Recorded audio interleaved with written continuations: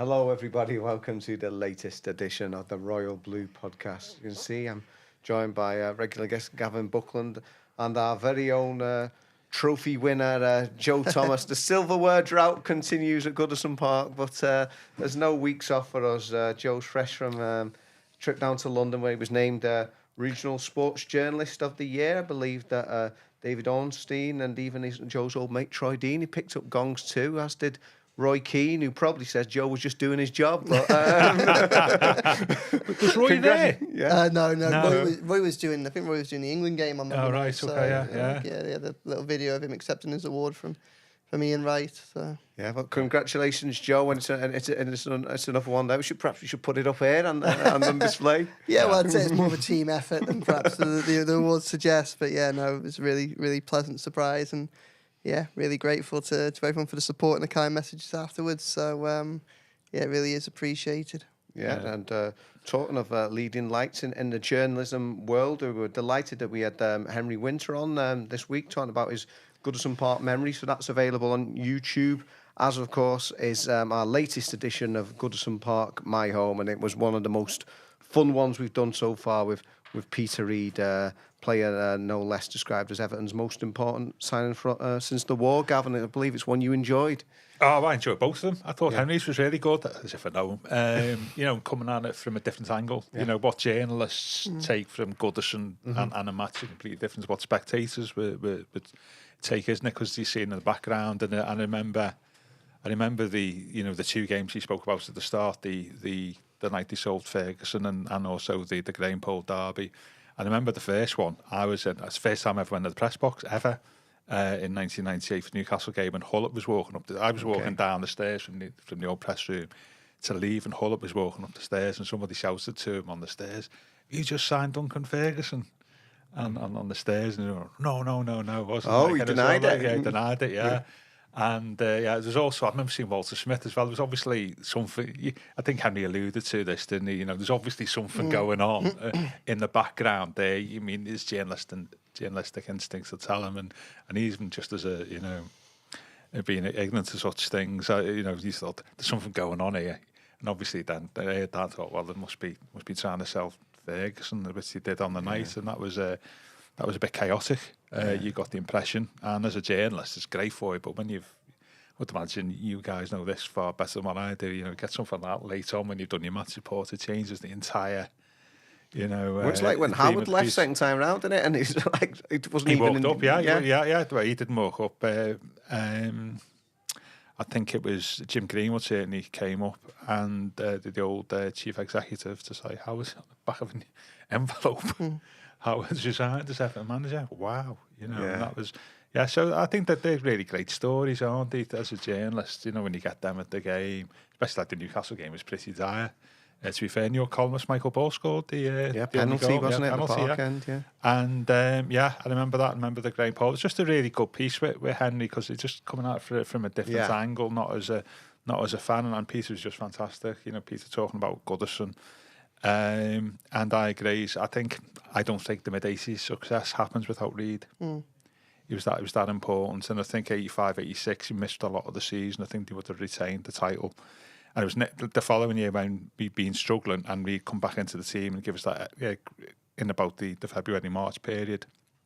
Yeah. He made that difference, and we kicked on and won the title. I'd say that. And it's always, I won't say frustrating is the word, but when they say about Seamus Coleman, 60 grand, the best 60 grand anybody's ever spent. No, it isn't. The best 60 grand anybody's ever spent is buying Peter Reid from Bolton. And it's interesting. I remember he spoke about it, and he'd probably be aware of this. The game he done his knee against Everton, that was New Year's Day, 1979, sorry. And I got told within a couple of days of that game that Mick Lyons had said to the referee in the first half, it was no cover pitch ice. He said, "This just said we can't play in this." And the ref said that, "Yeah, I know. I'm going to be abandoned at half time." And in that time between him telling Mick Lyons and half time, Reedy did his knee in and was out for a year. He shouldn't have been on the pitch.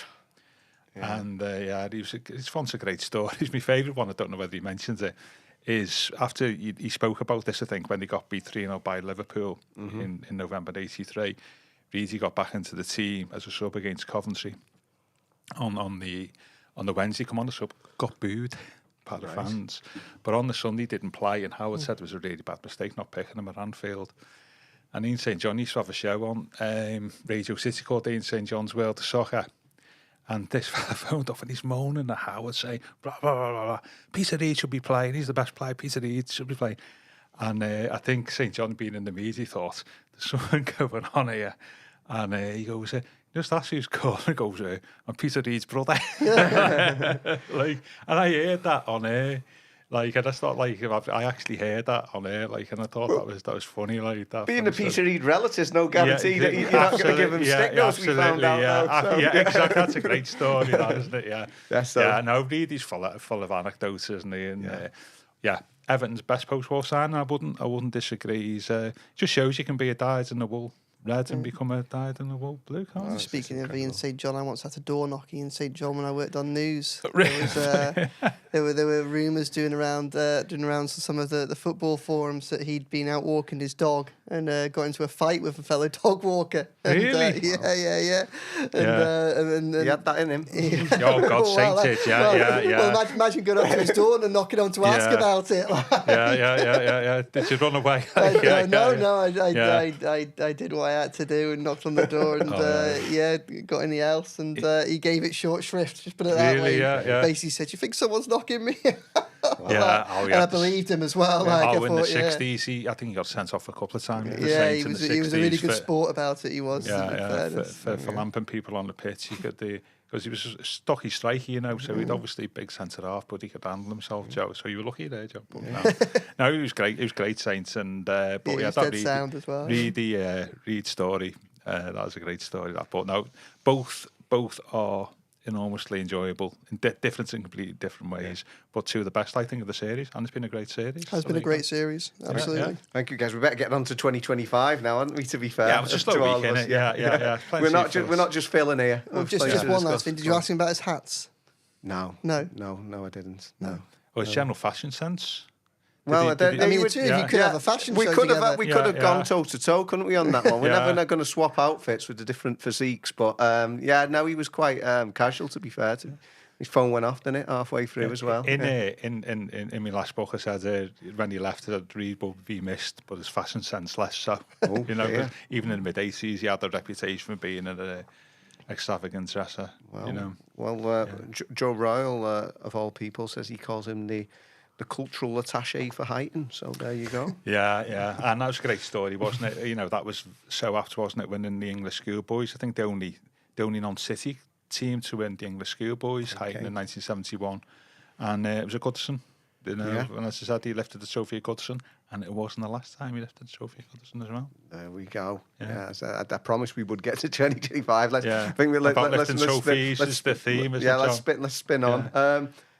Nick Hammond, Joe, the latest name linked to Everton, not a player, of course, but of a transfer guru at Leeds United. I've done a piece on that today. I mean, it's something you're looking into at the moment, but it seems that that the changes are carrying on behind the scenes at a pace at Everton, and there's going to be a lot more change, I guess, between now and the start of next season. Yeah, quite a bit. Obviously, we know that they're moving towards a slightly different structure. They're moving away from that solitary director of football role that Kevin Farwell had. Obviously, he's moving on, which I think is something we expected once David Moyes came in. We wrote about it a lot. You'd already spoken to David Moyes about his views on directors of football before he came to Everton, didn't you, when you spoke to him earlier on this year for the brilliant series we've just been talking about. So, lots of changes in relation to that. Obviously, Angus Kinnear is already making the journey across from Leeds to become the new CEO at Everton at the end of the season.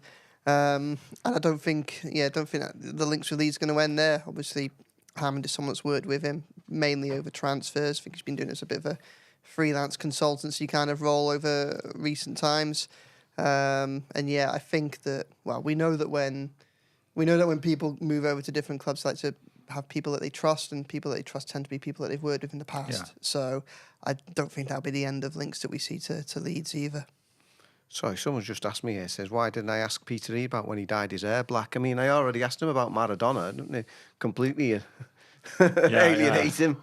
So Wimbledon, it was live on the telly as well all the time. His aim started running off, 'cause it was like a bit of rain, like come out like Dracula. Got beat 3-1 that day, and yeah, really got a bit of stick after the game actually. Yeah, I was there, talking about, as Joe's just said, Gav, about Mr. Hammond, of course, who had a bit of a Goodison nightmare himself. Only time he played at the ground, this is a good stat for you. Come on. He was Swindon's keeper when they lost 6-2 to Really? Mike Walker's Everton. How about that? I didn't know that. Yeah, but yeah, let's hope he's better at identifying talent then, if that's the what case. does that role encompass? So it's totally wide range and role. That's an interesting one, isn't it? Within the context of what this transfer committee is he going to be running it? Are you ahead of it? It's just an interesting one. I think that threw me off my guard there. To be fair, but it is, as Joe said, it possibly won't be the last person that comes from Leeds, and it shows you where Kinnear's influences, doesn't it? Really, if that's happening. Yeah, and then on the pitch, Joe, obviously it's the last time Everton will ever cross the park on Wednesday, because obviously derbies will have a new dynamic from next season. Touch wood, that obviously they're still playing them in the Premier League next season. But Everton's only out-and-out left-back, Vitaly Mykolenko, picked up an injury for Ukraine, and given how well, to be fair, he's done against Mohamed Salah in the past, that's poor timing for that one. Yeah, real shame. I mean, I don't think it's definite he's going to get ruled out, to be honest. I think that initially there were real fears about the extent of the injury, and I think that they've been allayed somewhat. So now I think it's a question mark as opposed to a definite not involved. But yeah, this is an issue that we've gone throughout the season, really. The fullbacks were probably the big issue that wasn't resolved in the summer, and having spoken to Deitch and others at the top of the club about it throughout the first half of the season, their view was they thought they had enough cover there just to kind of muddle through. They thought that they had so much work to do. Yeah. That was an area where, a right back and a left back, obviously they know that there's long-term issues there that need resolving.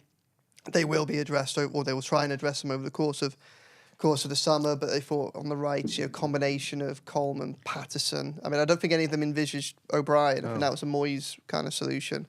But, Coleman, Patterson, James Garner if needed, and Ashley Young as options there, and then Ashley Young obviously back up to Mykolenko on the other side. But it really hasn't been a perfect solution, has there, to all this stuff. I think Mykolenko struggled during the first half of the season. Obviously, Young played most of it on the right, didn't he? So he didn't even have any competition for it. Yeah. But one thing that, whilst I think that Mykolenko will get competition and cover over the summer,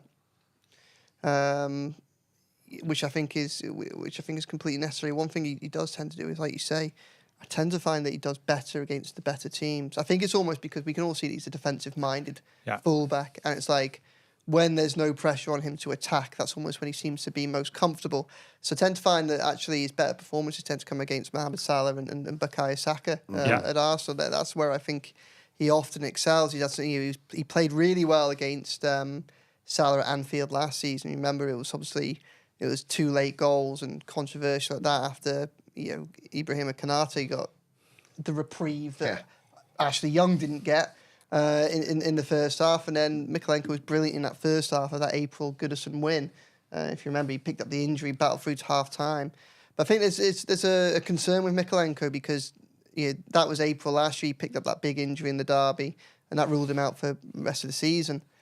I think that we're on about 4 or 5 injuries now for Mykolenko, where if he was to miss the derby with this one, he'll have missed games in a year. So we probably have to have questions about his resilience. He is overworked, so that doesn't help. And I think it's pretty clear that Ukraine also heavily rely on him. It's quite interesting because Ukraine did really well. They were playing it was UEFA Nations League playoffs against Belgium. They won the first leg 3-1, which Mykolenko started at left back, and he was playing at left wing back against Belgium in Genk on Sunday. And it was 70 minutes when he came off. It was still 0-0. Yeah. So they still had that 3-1 lead with 20 minutes of the tie left. After he went off, they went on to lose 3-0 and ultimately lost it. So we can see that I almost feel like Mykolenko has more importance to the sides he plays for than perhaps, with all respect to him, his talent actually deserves. But if he was to miss out, it'd be a huge loss. Yeah, I mean, Gav, as you said, these injuries problems seem to started with the derby, ironically, last season. And as Joe's alluded to, David, you rush back for Ukraine in the summer, and then although he's actually figured for most of the season for Everton, they have crept in at times, and there's another one. Yeah, exactly. You get the impression if he'd had a non-football in summer last year, these things wouldn't have happened, would they? Really, that's a good point. Yeah. I think he was rushed back, and he wanted to rush himself back as well. Here, sometimes it's down to the player. I share Joe's sentiment definitely about when Mykolenko plays well. I tell you, players like that. Tony Hibbert was the same. He was great against a really top winger, and he'd mark him out. That was his main strength. But in games where he had to push on and get into the final third, not so great. And I thought he was a really good player, Hibbert. So I think I get that, and he has got forward a lot more under Moyes, hasn't he? Than under Dyche for lots of different reasons. And I think it would be a bad loss in many respects, not only because he's got a good track record against Salah, is who you bring in, and that disturbs the balance of the defence, which has been really not solid, but you always like your back four to be the same week in, week out. Young played last year, didn't he? Goodson, I think he came on, didn't he? And against Salah, a right-footed left back is not the worst in the world, is it? Because he likes to come in. So it's just it's sticking plasters over the full backs, hasn't it, for a long time. I think the other thing with Mykolenko is, and I think we forget this about the summer, is I think there's 3 players in the first team got 1 year left on the contract. I think Mykolenko, Garner and Tarkowski have all got 1 year left. In the obviously been this focus on like the players who were out of contract in the summer, but there's 3 who've got 1 year left. And we've seen what happens with Calvert-Lewin last summer. I think that would be interesting to see, and particularly with Mykolenko, if he's injured and he's got 1 year left, it'd be interesting to see what the contract decision here is with the club. And obviously that will come into the footballing committee as well and all that type of thing. So I think that's the other angle to this, because they've got to probably make a decision over them over the summer, haven't they? Really, new contract or look to ship out. It's another interesting kind. It's not the time to be injured when those discussions are going on. No. You kind of feel like he probably does have a future at the club. I think that there's going to be a lot of transition, and Everton need more than one left back, I think, or more than one proper left back option. The question for Mykolenko, I think, probably depends on, do they look to buy a first choice left back and push him as cover, or do they look for someone of a similar level, or perhaps a younger up and coming one that can kind of grow underneath him? Where does he sit in that hierarchy of left backs at the start of next season? I think you raise an interesting point there. I think it's a really interesting few weeks for James Garner as well, because I'm not saying that his future's in any doubt at Everton, but he's blown a bit hot and cold, hasn't he? And he's been a bit unfortunate with injury. Obviously, he's had 2 back injuries that have kept him out for months at a time in his time at Everton already. And he has had opportunities under Moyes because of the injuries that they've had. So he's come back from his injury and gone into the side. And you see the highlights of it. You see, Garner at his best. That through ball to Beto against Leicester City was probably one of the best moments of individual skill that we've seen at Everton in probably actually a few years. How rare has it been to see a piece of, a pass as pinpoint as that? Through the middle of the pitch, which we just haven't done for donkey's years, It was brilliant. So we can see what he can bring. But on the other hand, what we have also seen is, and obviously the fact that injuries have been around him haven't helped, but we have seen quite a few times under Moyes already, Moyes searching for answers during a game in the middle of midfield when Garner has started there, and all of a sudden his versatility has perhaps kind of become to almost hinder him a little bit, and we've seen him moved out of position and out wide for the likes of Alcaraz to slot in the middle. And there's a lot of discussions that are going to be needed over that centre midfield over the course of the coming weeks. Obviously, Abdoulaye Doucouré and Idrissa Gueye both out of contract. I think we'd probably expect Idrissa Gueye to get offered one. I think he's been the best player under Moyes. So even though he's a bit older, he may well get the offer. Doucouré is much more up in the air. Obviously, the opportunity to automatically extend his deal as lapsed hasn't been taken up by the club. They still haven't had a conversation over what that means. And I think what it does mean is that at the very least, if Everton wanted to keep him, they'd want to sign him to lesser terms than what he is on, because he is on big wages at the moment. But I think he is increasingly just starting to be aware that this could be his final few months at the club as well. So there's a few people jostling for position there, and Garner's one of them. And it's also an area that David Moyes wants to bring someone in the summer, expects centre midfield to be somewhere that he targets. He's really big on his goal-scoring midfield, as you look at what he did with Thomas Souček at West Ham, and what we've seen him with Everton in the past. And Everton don't really have that at the moment. Decore kind of plays that role, but you feel like the club probably wants to move away from Decore as that dynamic centre midfielder that pops up with the goals. Could Alcaraz be that? Maybe, but you probably want him pushing higher up the pitch. So it's going to be a really fascinating role. So there's a spot, again, a bit like Mikalenko. It's not like it's a no future for Ghana or anything like that, but you think that how they perform over the next few weeks may well have a big say as to where they fit in, how high up those plans they fit in. I think that it's interesting points, isn't it, really, because a lot of the focus has been on the players who are leaving during the summer, or not going to be retained. But that ignores, well, what about the other 12 or 13 players in the squad? And it's quite interesting, as we mentioned, there's 3 who are have only got 1 year left, so the decisions needed to be made on them.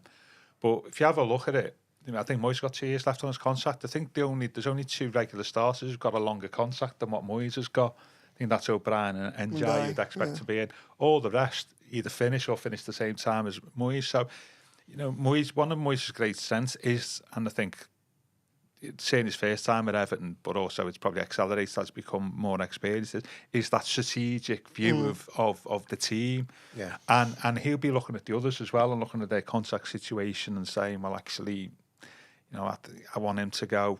Of the players who's still under contract, and looking, and looking at what we're going to do next year. So I think that there's a lot more to this summer than just change 5 or 6 players or whatever. I think there's a lot of work to be done with those players who are still under contract and some decisions to be made.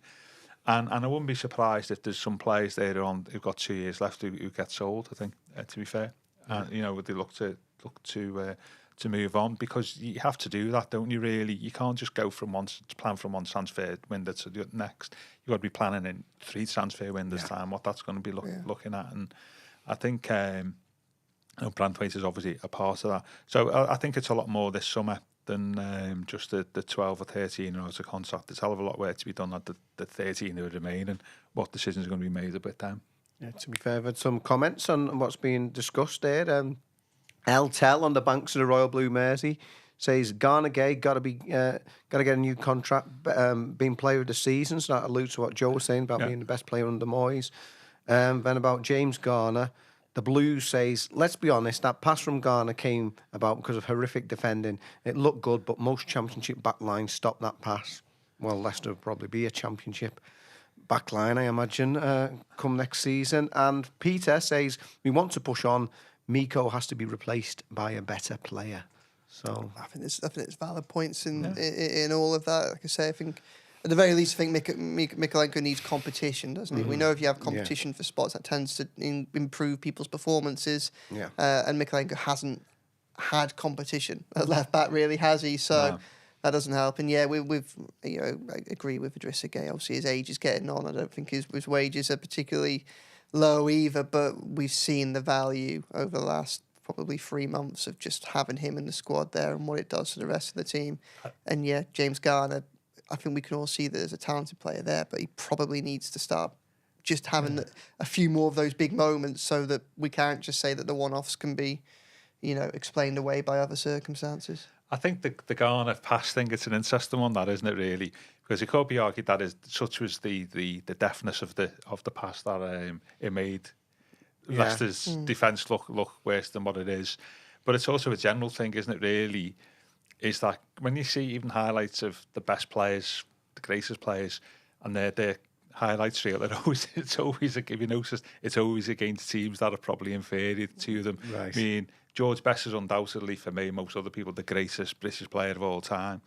But when you see George Best's career highlights, it's never at Anfield, it's never at Goodison, it's never at Leeds, it's always against teams. Was it Northampton? Sheffield United and West Ham. George would be brilliant against them teams, obviously, but when you see the real bits, going through 4 or 5 players and slotting it in and all that, it's always against them type of team. And you would see that Cristiano Ronaldo would imagine when Ronaldo would be the same in the Premier League, great goals, but it's like Portsmouth and West Ham. It's like that one game Gaza had against Leyton Orient, wasn't he? And he rolled back the air. And I think that's true of all players, is that their best bits and the highlights are mostly against teams that are worse than them, just because you get that opportunity to do it. Yeah, one area that I think has hurt Ghana recently is the set pieces. Like, we know that Moyes is unhappy with the quality of set pieces, and Ghana is someone whose delivery is normally something that we talk about as a real attribute that he has. And in the absence of Dwight McNeil, we know that Moyes wants to make more of his attacking set pieces. They're not, and Moyes even went on record, didn't he, after the West Ham game, as saying how disappointed he was with his set pieces. So it's interesting, McNeil being injured, isn't it? About options at the back, is that if you went 3 at the back, you'd probably want, if McNeil was playing him, to be the left hand side. Not the wing back. He'd be the ideal for that role, particularly at Anfield. But even that's not an option, is it really? At the moment. Poor old James Garner. The Blues has gone back. They've gone had a second go. Oh, no. Could have fit a double decker through that gap that Garner played the pass through. He's put that's fair enough. It's the weight of the pass, isn't it? It's the weight of the pass. Okay, and that maybe should have been intercepted. But if nobody had been on the pitch, right? Okay, that still would have been a great pass, because Beto didn't have to do anything with it. And he's also, as it's also said, to be fair, his crossing from open play is good, but set pieces have been so poor, which we've just alluded to. And maybe I don't know if Danny Church is in the know on something here. He's put we should have Njai back for Wednesday, and maybe McNeil. So I don't know. That seems a bit, is that wishful thinking, Joe? It was pre-West Ham. Obviously, that is a long time ago now, and they might have moved forward in the recoveries. Both of them were a similar level to each other in terms of where they were in their comeback, and both were ahead of Dominic Calvert-Lewin. Okay. So I went into this break thinking it might not quite be Liverpool, but it's been a long time since I caught up with Moyes and co. So they might be right. Maybe Danny knows something. And another one we've discussed already, but he's quotes out this week, Joe. Abdoulaye Doucouré, with a word, obviously Everton haven't taken up that option on the new contract. It was interesting to hear what he had to say in that respect. He's talking about how he doesn't know how it's going to end for him, but he's always going to be grateful and happy for the time he's had at Everton. It's almost like perhaps he's talking in the past tense already now. Yeah, he's a really intelligent person, Abdoulaye Doucouré. Spoken to him a lot and get on well with him. And he obviously that he was speaking at an event around racism, wasn't he? He spoke very powerfully and eloquently about being the victim of abuse, and he's a player that I think deserves a lot of time, from Everton supporters, not least because of some of the big moments that he's had. Whilst there might be wider frustrations around consistency, if you were to put highlights reel together of the biggest moments in Everton's recent history, he'd pop up with a few of those goals. He's integral to the season they stayed up under, where Dijkman obviously scored that goal against Bournemouth, didn't he? But there were big goals in the months previous to that, obviously including the opening one against Brighton in the first minute, wasn't there, in that massive win? And a couple of big ones in important away draws as well, at Chelsea, Nottingham Forest. And he started off the next season really well. That little run that gave Everton a bit of protection. Again, he scored. I think he scored against Brentford in that first win of the season. I think he did. The 3-1. The 3-1, didn't he? So I got a lot of time for him. He speaks well, and I kind of alluded to it earlier. You kind of I think he is probably the biggest 50-50 of the lot with all the out of contract players. I think you can see his importance, and he tends to be fit, and he has a lot of energy and dynamism. And when you look at Moyes has had opportunities to take him out of the side, and yet he's still kind of stuck with him.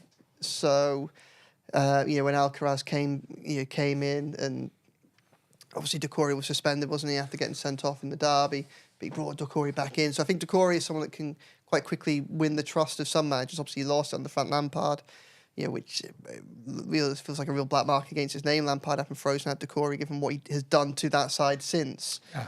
But yeah, I think that there's no doubt that he loves Everton, and I spoke about it previously when his last 2 contracts have been up. He's always wanted to stay here, and he has spoke to me about trying to finish his career here.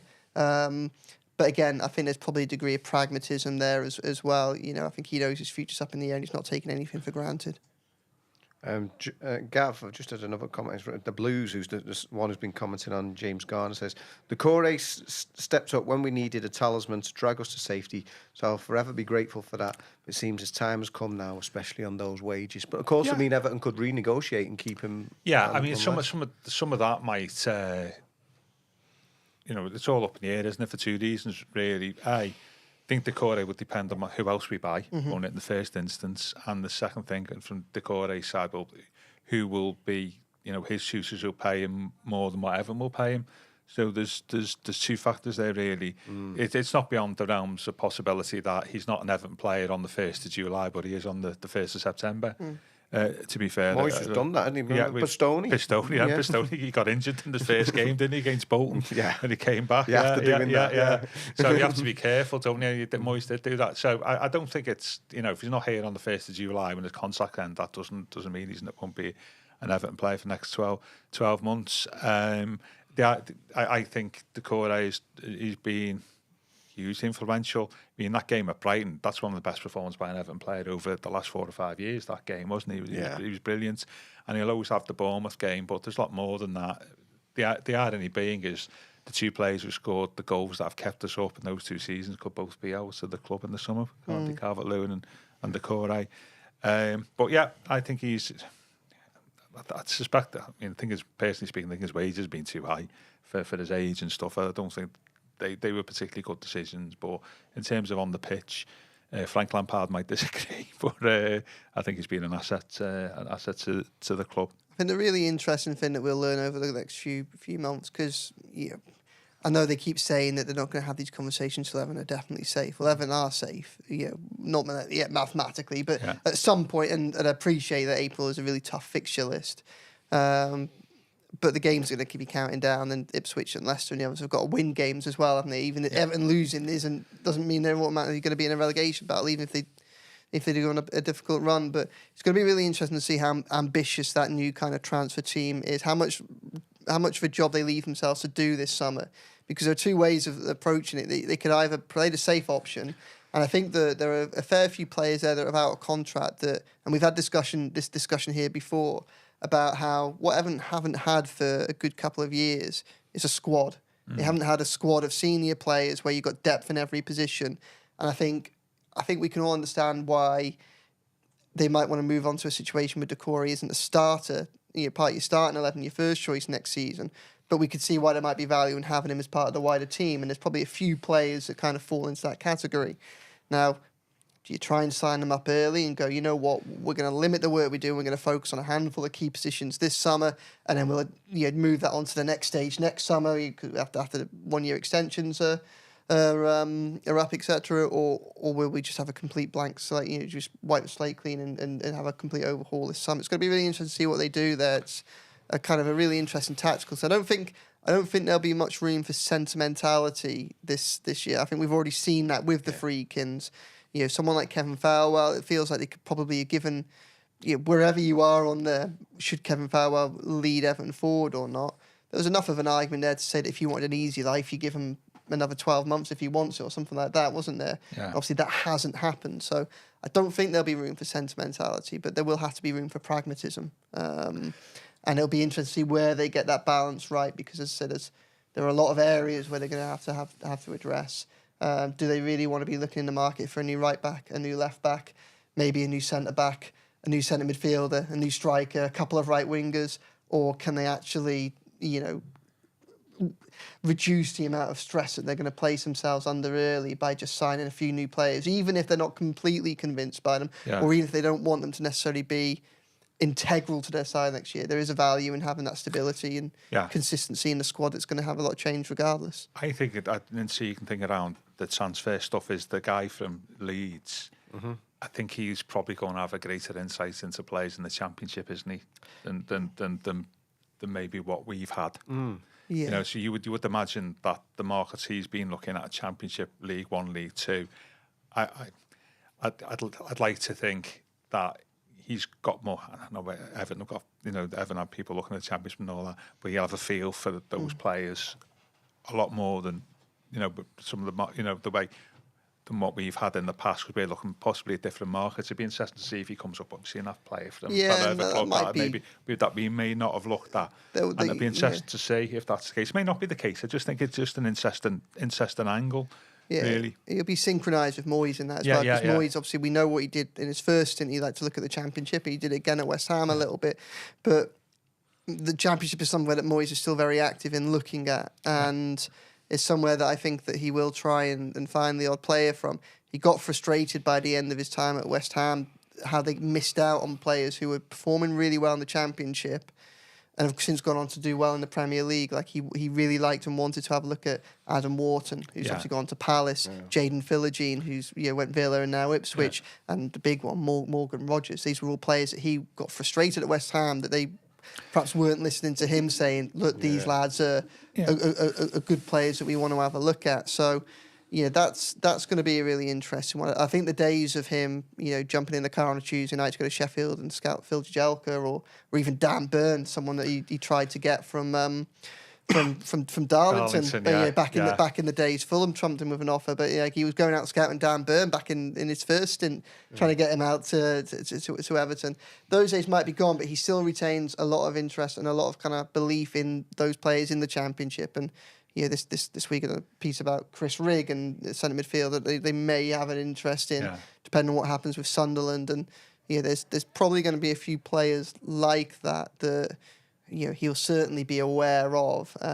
Where Everton go with it, again, probably depends on how much they leave themselves to do in the transfer window. It's funny, the Dan Burn one, we were talking about it the other week, weren't we? So I had a quick look on the old internet, and there's a couple of Darlington games from 2011, and it says David Moyes is in the stands, looking at Dan Burn.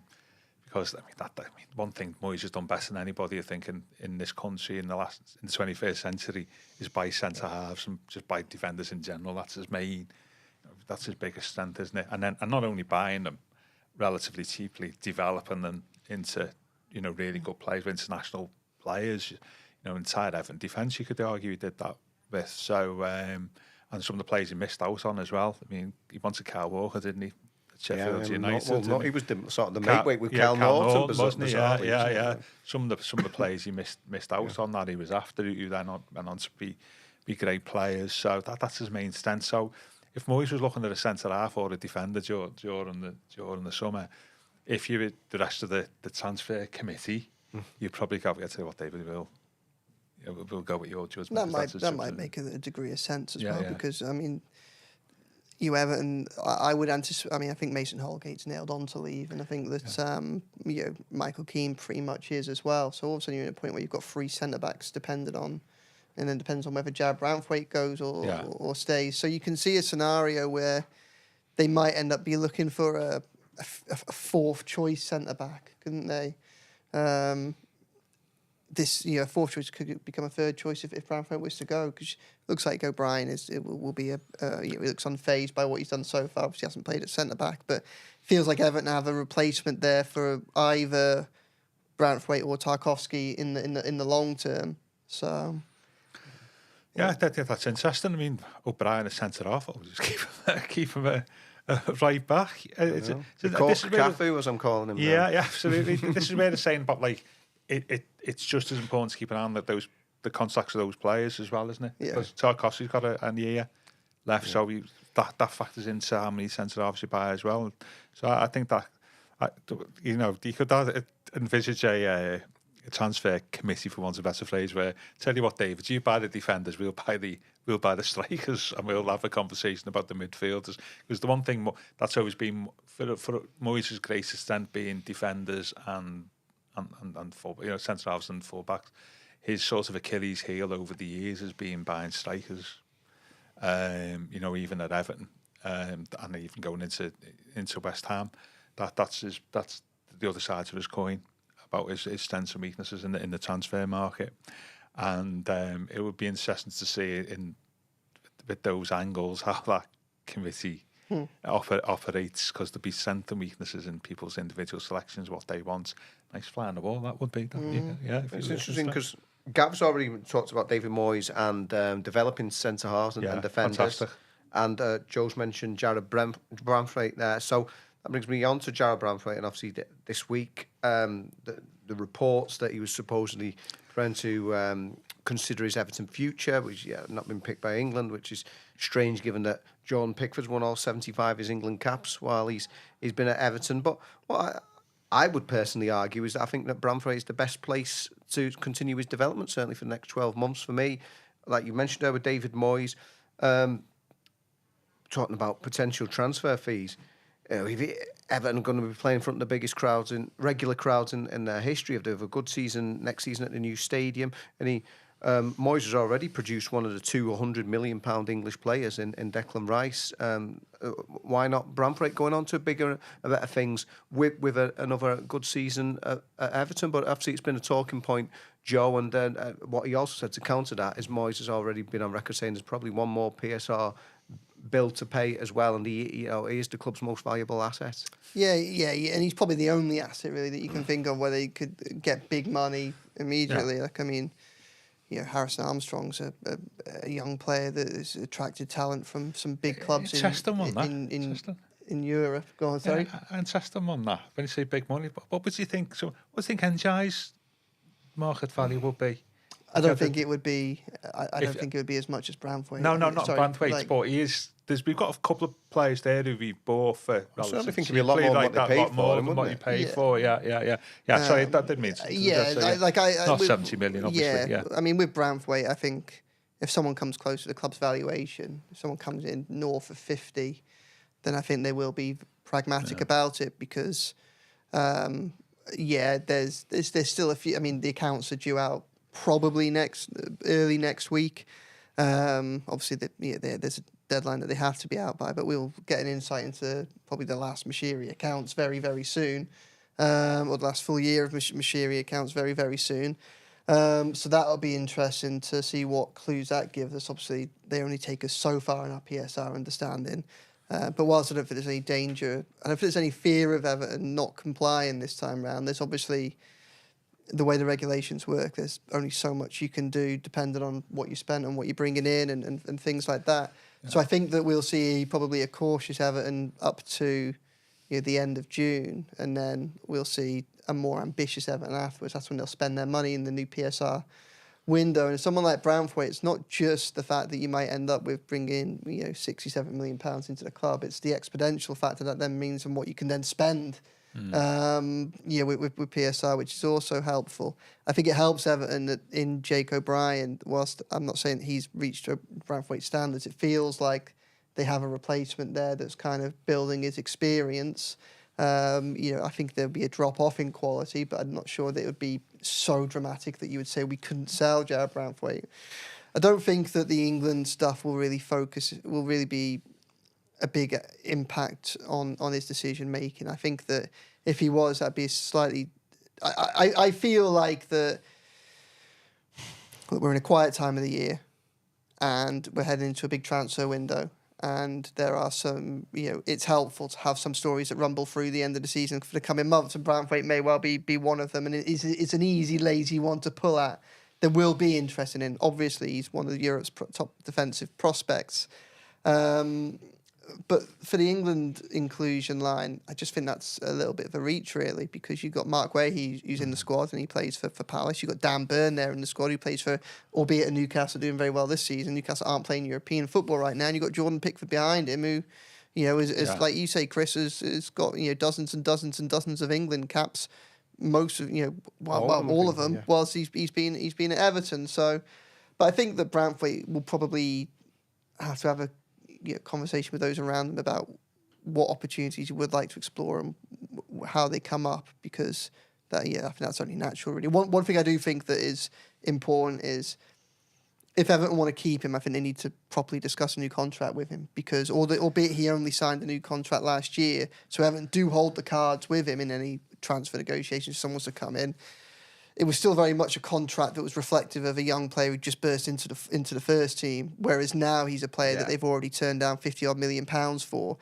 You can't really have it both ways. You can't say that you're worth more than £50 million to us, but still pay you like the youngster that's just come through the ranks. So I think there's some conversations there that need to be had really around, on top of all the other big to-do lists we've already discussed a lot of already, that needs to be there. But I think Everton will be pragmatic there. Like Moyes, when you speak to Moyes about his time at West Ham, one of the easy things to kind of try and draw parallels with that and now is with West Ham, he took a side in the second stint that were in a relegation fight and took him to European success. And one of the things that he puts that down to is having Declan Rice there. You know, he had a young, upcoming, talented player that he could build around and could essentially grow with the club. And I think that he would like someone like that at Everton, and Branthwaite is probably the person he's got right now that could fit that bill. Whether or not he gets that opportunity will probably depend on who comes in for Branthwaite this summer, and with how much and when they come in as well. So we'll have to wait and see. So I think, in some respects, I think I've got to the point where I think that Everton can't really lose with Branthwaite now. They either keep hold of him and they've just got a really exceptional talent that they can build a future around into the new stage. They could really build this new era around. Yeah. Or if they were to lose him, they've got a player coming through the ranks that might be able to slot in and do a good job, and they'll have the money that surely the one benefit of the Freakins, or one of the many benefits of Freakins is they hold the cards and they don't have to sell for lower than his market value. So. Inside, that goes back to what I was saying before. There's lots of decisions to be taken about players who are in the staying 13 or whatever you would call them. I mean, Branthwaite, I agree with Joe. I mean, contractually, he's in a similar position to what Calvert-Lewin was in 21, wasn't he? Where Dominic would be 23, then maybe a year older, but he'd had come back off a good season or a good 18 months. There was interest, repeatedly from people like Arsenal. He ended up signing a contract. I think that summer, not to reflect his status, rather than just, it was going to give you a new contract, Dom, for the sake of it. It was to reflect his status that people were after him. He'd had a good season and he stayed, didn't he? I'd argue that we should have sold him, but that's a different point. And Branthwaite in a similar position is possibly a new contract to reflect his status as a promising England player. He's got in and around the England team. We'll give you a contract, or there's the option, that you'd be sold to somebody for big money for us. How do you think Branthwaite's done this year compared to last season? I mean, I think last year he was exceptional. Obviously, he had the benefit of being new to all of us as well. This season he started with the injury, which didn't help. I think he's got better as he's gone on, but I don't think whilst I'm surprised he wasn't in Tuchel's squad, I can kind of see a rationale for it, I wasn't, and I think with Branthwaite as well, I think it's an inevitability that he ends up in that England squad pretty soon as well. So I don't think that there needs to be that much concern from his point. I mean, I was looking at some of the bookies, this international break, and even with him not being picked by Tuchel, one high street bookie has it as 85% chance he's in the England squad for 2026 for the World Cup. So I mean, they normally know what they're talking about in some respects, don't they? So I think he'll force his way into that England squad pretty quickly, as long as he can stay fit. And I think that also for him, I mean, again, another player who for the coming weeks are actually quite big, I suppose, because given the calibre of opposition that Everton will be facing throughout April, it will be impossible for Tuchel to ignore him if he does well. So all of a sudden it won't be good games against Brentford, it won't be good games against West Ham. It'll be, if he has good games, it'll be good games in the derby again, it'll be good games against Arsenal, against Chelsea. So at which point then you go, if you're Tuchel and you had your doubts so far, you then go, wow, all right, okay. What do you think, Chris? You think? I think he's improved. He obviously hasn't been as outstanding as last season. No. And there's been moments, haven't there? But I think his general play still looks very impressive. The problem is he's got to iron out those mistakes, and there's been a couple of them, but doesn't seem phased by it. He's still able to bring the ball out from defence and very impressive in that respect. So whereas his general performances, I think, have been improving. There's been those sort of moments. I saw somebody describe it as a 7 out of 10 overall this season. Yeah, if you're Tuchel, you can imagine that he did a lot of his decisions were probably based in what he saw in January. And if you look at Branthwaite in January, you make a bit of a mistake for the Aston Villa goal in Moyes' first game, and there's that kind of. I mean, I couldn't believe it when he did it, but obviously, Deitch pulled him out, didn't he, after Bournemouth for the goal? Like, I mean, it was one of those ones where it looked a little bit awkward. Like, I think he just got lost under the flight of the ball a little bit. But, you can see why, if those were Tuchel's first proper looks at him, he then may well drop down the pecking order a little bit. But I expect him to be back there very soon. Yeah, I think it'd be a good test for him, like the rest of the team, in April against big opposition.